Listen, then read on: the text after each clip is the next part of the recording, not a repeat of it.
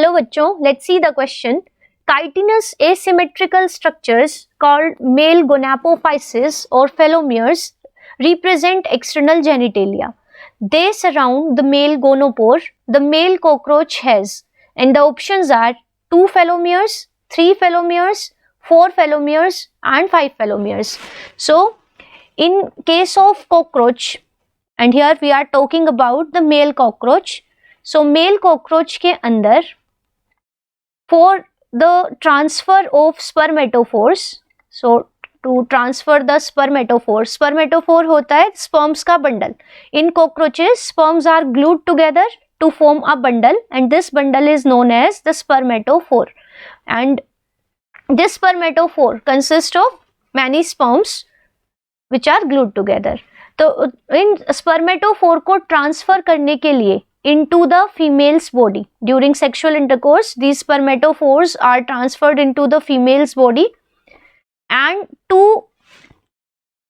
open the female genital chamber, female के genital chamber को open करने के लिए, so that इन spermatophore को female के अंदर transfer किया जा सके.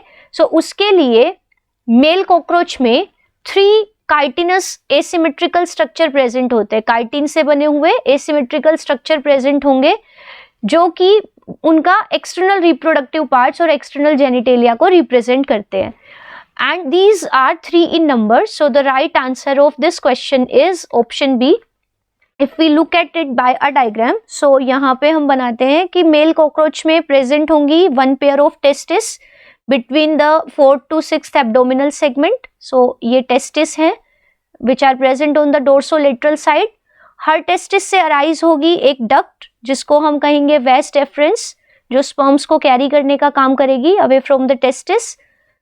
अब ये जो sperms हैं, these will be nourished and will be glued together by the secretion of a gland, and this gland is consisting of the small tubules, large tubules and the seminal vesicles in the front.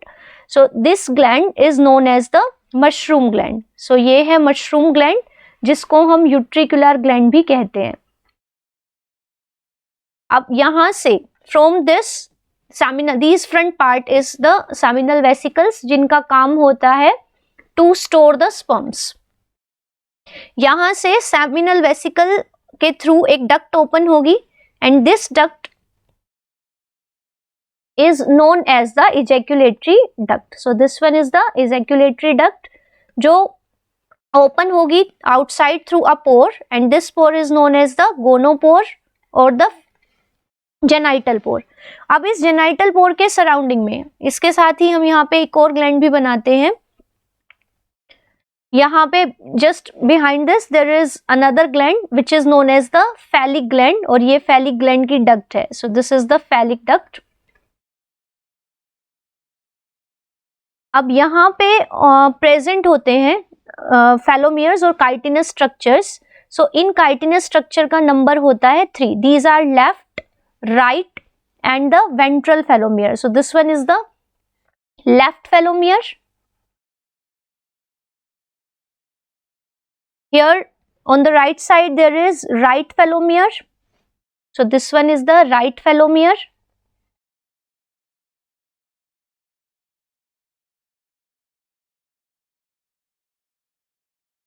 और यहाँ पे close to this gonopore is present the ventral felomere. So this one is the ventral felomere.